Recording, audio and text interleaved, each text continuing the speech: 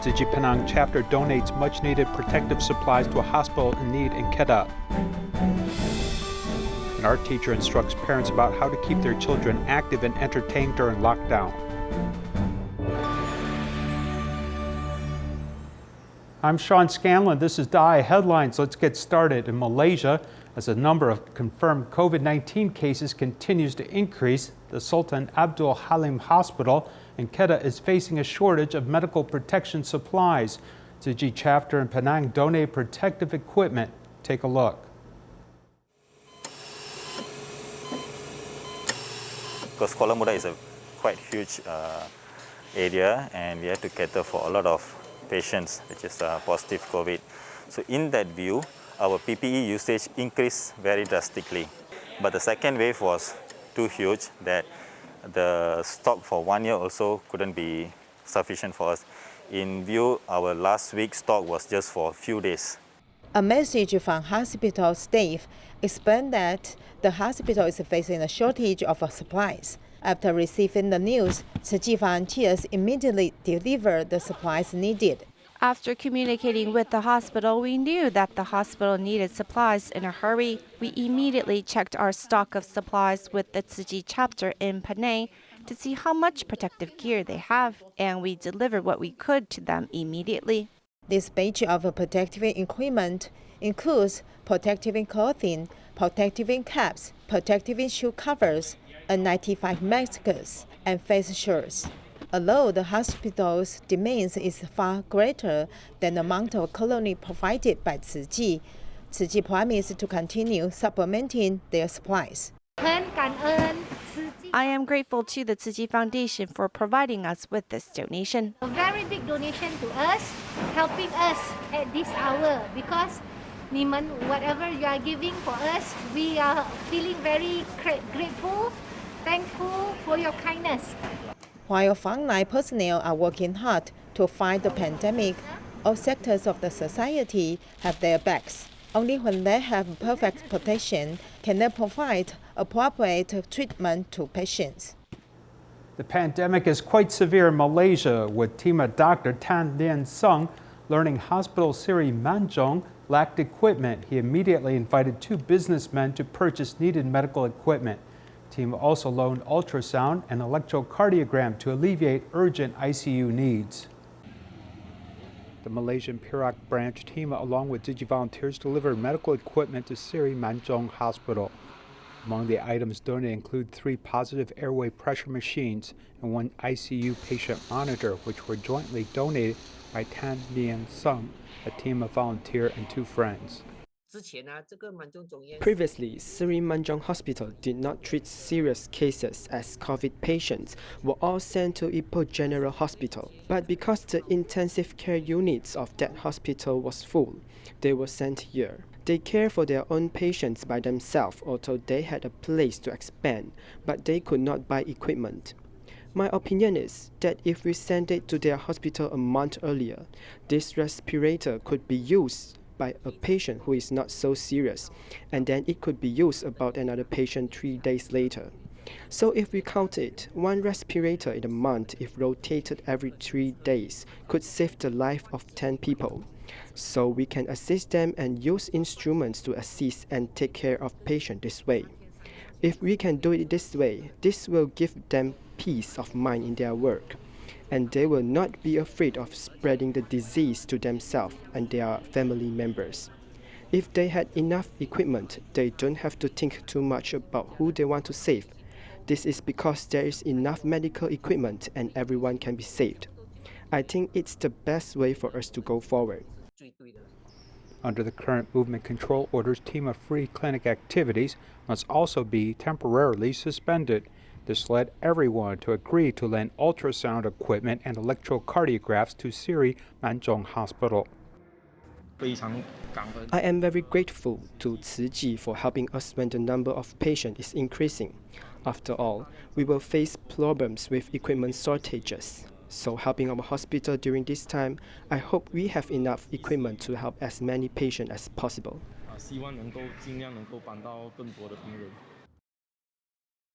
To help senior citizens in rural areas get vaccinations, Kaohisung's frontline healthcare workers went to their home as opposed to waiting for seniors to come to the hospital. As the weather was unstable recently, workers were drenched in both rain, water, and sweat. Medical staff and workers from the local health bureau office don backpacks and head into the mountain regions of Kaohisung to vaccinate senior citizens. Also, Xizhou Hospital sent 16 healthcare workers to an orphanage in the mountain area for vaccination. Because we take care of a lot of children, many are young, and it's difficult for us to head out, as the journey to Kaohsiung City takes about 1 hour easy. Wearing full body protective gear, the healthcare workers are drenched in rain and sweat, but no word of complaint has been heard. Today they are giving vaccinations to the 5th category of vaccination order, those workers who will come into contact with children. Due to the rainfall in the mountains, the healthcare workers are wet inside and out of their protective outfit. Many of the staff present were moved by seeing this scene. The senior citizen is very nervous, and thus the doctor is holding her hand and praying with her before the shot is given. Meanwhile, the senior who is unable to leave her vehicle is getting car side service. Similar to a drive-through, the senior is getting her vaccination in the car. The thoughtfulness of the medical staff during this time really helps to cement the warmth and care in this uncertain time. In a special ward of Tzu Chi Hospital, a confirmed COVID case with drug addiction issues was recently admitted to the hospital because of withdrawal symptoms, hallucinations, and violent tendencies. He damaged his ward, including the doorknob. The medical team uses patience and wisdom to build a sense of trust between the doctor and the patient to avoid further damage and help with healing.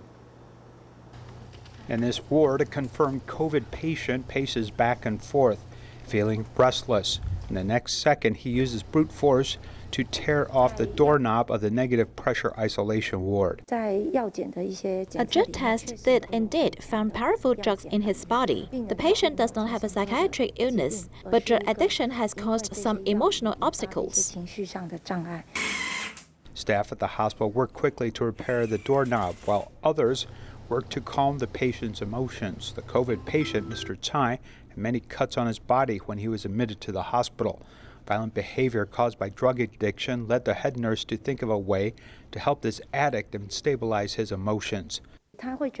He may think it's weird that the nursing staff here gave him cigarettes but did not think of giving him a lighter. I told him he can't smoke, but maybe this would help improve our communication.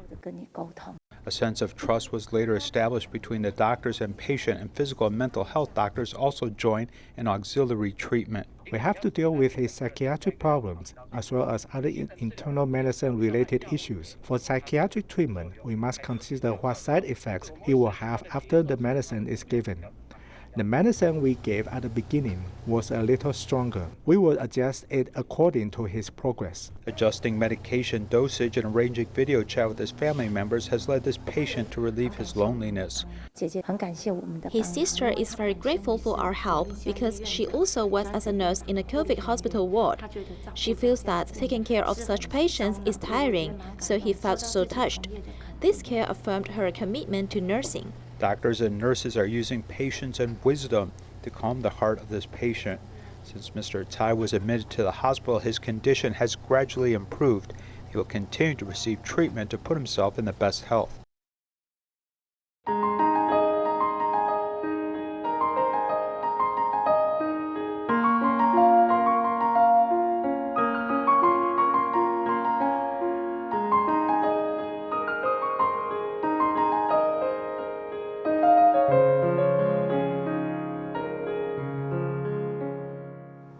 As a pandemic rages, many need to stay at home. An art teacher teaches parents and children how to spend their time behind closed doors.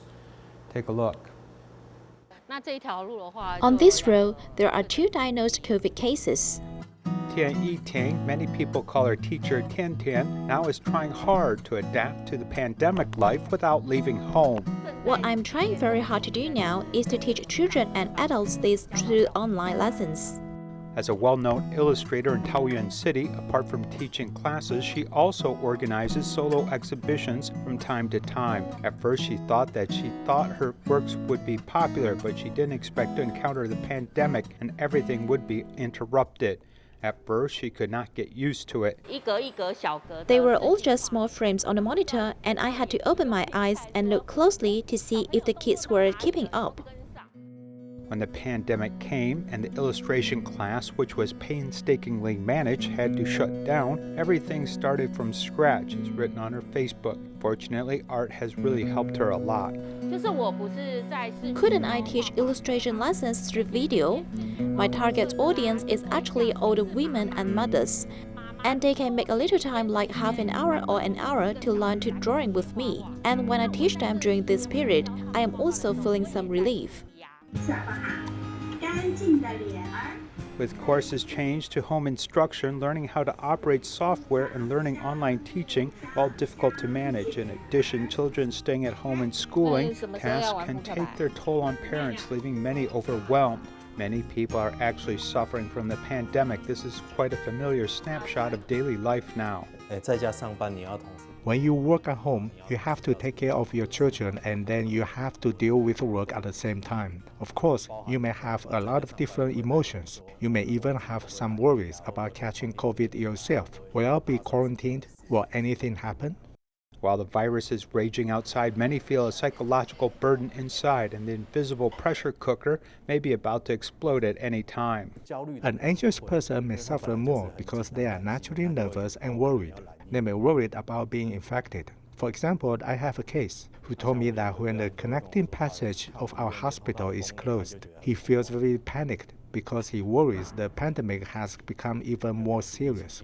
When strengthening mental health, there are several formulas to remember, such as peace, tranquility, ability, relationship, and hope. Psychiatrists teach 5 things which are key to mental strength. Feeling safe includes improving psychologically well-being by receiving correct information, being quiet and learning to relax, being able, finding something that you are good and can accomplish to regain control, maintaining contact and not avoiding contact, and staying in touch through the internet or phone. Hope, always keep hope, such as believing the pandemic can be brought under control. I have seen some cases such as those who are depressed because they can't meet friends to do karaoke, but now they use Google Meet to sing online. This is a way to overcome depression. Pandemic prevention measures have limited our living space. At first, Tian Yiting was a little disappointed, but she quickly realized that she and her children could not simply give up when being at home, so she made a list of daily activities for her family. In addition to online courses, she arranged for her children to do housework and cooking, as everything is done according to schedule. It's best to do this part of the class according to the schedule. Maybe it's cooking, as all my kids have to cook their own dishes for 3 meals a day, and then do some housework, folding clothes and so on. Sure enough, if we busily fill our time, we'll not have time to think negative thoughts. Now it's morning, and I think about what I have to do. And then it's afternoon, and I think about what I have to do. If I don't know what to do, I may feel it is so boring. I try to limit these thoughts, as parents should try to avoid feeling like they are bored. In the face of life during this difficult virus, as long as the pandemic does not retreat, years of living in a cocoon may continue, but as long as you don't give up hope, you can enjoy a joyful life at home. The families under the care of Hualien's Taiwan Fund for Children and Families are under a lot of stress due to not being able to work under the Level 3 COVID alert in Taiwan. On top of this, an additional influx of applications for help have occurred. Because of this, Tzu Chi Foundation sent 645 care packages to help. Taiwan Fund for Children and Families in Hualien takes the method of making employment and handing over the daily necessities to those in need. Because of the pandemic, after the 3rd level of alert started, I stopped working and didn't have money for food. Thank you, everyone. Thank you very much for your foundation's support. Mrs. Chen couldn't do the small business she was doing originally. She said that the aid materials came at the right time. It is very much needed. Our life is facing difficulties without any income, but fortunately, there is the foundation to help. Tzu Chi Foundation delivered the relief package to the Hualien TFCF. Each package contains 10 items, including step food, dry food, and a box of face masks. Our emergency assistance applications have also increased. This time we also took the initiative to ask Tzu Chi for help. They also quickly allocated 645 sets to lend us the support. The children are at home with their family, which means the family's demand for supplies is very much double or more than previous. Two charitable organizations are working together to take care of the disadvantaged families in Hualien. The children received the supplies and were happy to have the food to eat once more. It is hoped that these supplies can alleviate the urgent needs of the families in need. After being admitted to a COVID ward, patients have to endure physical discomfort and psychological suffering. For this reason, Hualien Tzu Chi Hospital nurses sent birthday blessings and other special care. Take a look.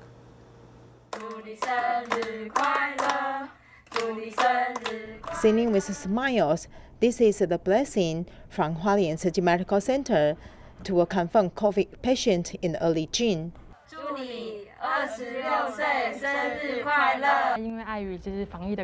Because of the pandemic prevention regulations, there was no way to personally deliver flowers and cakes and warmth to her hands.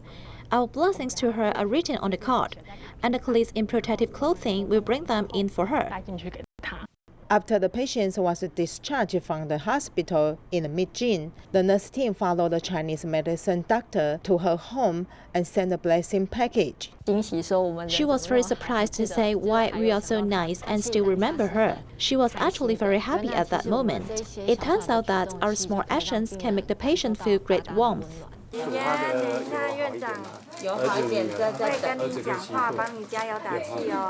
Interacting with patients through the tablet is the scene that can be seen every day in a dedicated ward.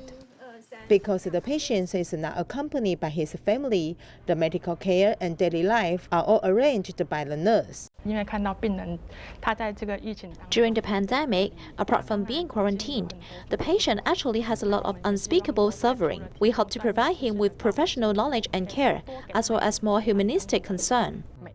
Before entering the isolation ward, the medical team must put on several layers of the protective clothing. The inconvenience and pressure of being a medical staff make them better understand the patient's suffering. My parents live in Nantou. When the pandemic outbreak, they knew that I was responsible for the dedicated ward. They would call and ask me to be careful. I also keep my parents' warnings in my heart, reminding myself. The support of the family members allows the dedicated nurses to keep on moving forward and to have the confidence to overcome the virus with the patients.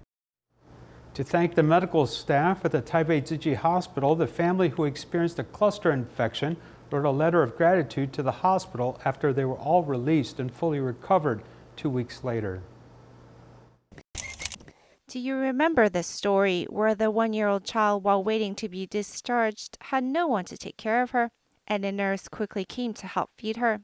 The story was liked by over 10,000 people. However, at the time, the family was overcoming some difficult times. They were a household cluster from the grandmother to son, daughter, daughter-in-law, and even the grandchildren were tested positive. This graphic shows all those who tested positive, and as the hospital capacity was limited, those who were under the care of Taipei Tzu Chi Hospital were the grandmother, daughter-in-law, and the 2 grandchildren. The grandmother had to be intubated, and the 3-year-old Coco had an ongoing fever for 4 days of over 40 degrees Celsius. Coco's mom is a foreigner, so her Chinese is not that good and didn't really directly talk to us much. Coco's father called us on the first day to inquire about his child's condition.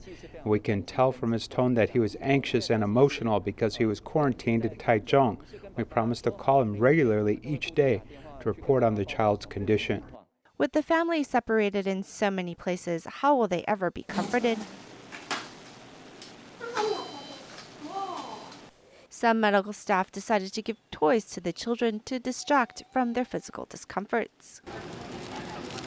while social workers purchased essentials for the family to help ease their stay at the hospital. When the family fully recovered, the hospital received a letter of thanks. In it, they thanked the doctors for their care and their bravery in the face of infection. They also thanked the nurses for their detailed care, as they are really the light in this dark, dangerous time. We are so happy to see them fully recovered and be discharged from the hospital. Receiving such a big reward from them is such an encouragement for us. Thanks to everyone's hard work, the family was able to recover fully.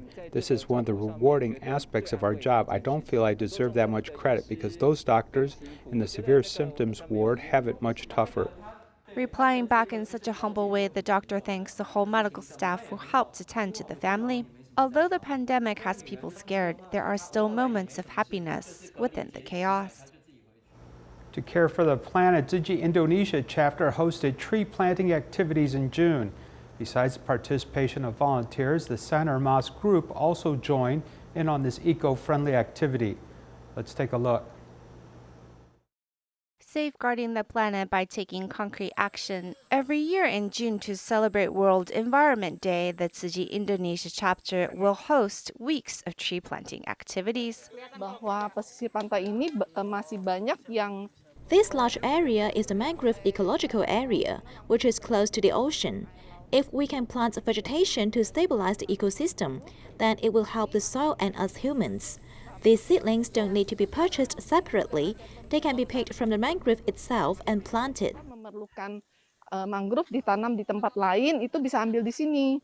The mangrove area is very muddy, and the volunteers and the employees of DaAi TV Indonesia came prepared with rain boots. As they walked to their destination, they also picked up trash as they saw it. Instead of doing nothing at home during the weekend, why not head outdoors and do something meaningful? This isn't that far from the capital.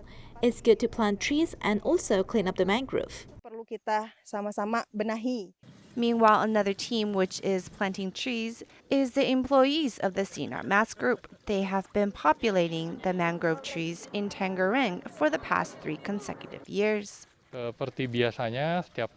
Each year we come here to plant trees. We planted 10,000 this year. This is the 3rd year we've done this, which means in total we have planted 30,000 mangrove trees. Seeing the saplings from the previous year growing up makes us feel we've done our part for the environment. We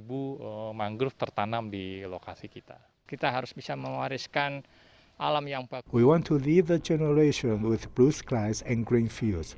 This is why it's important to plant trees.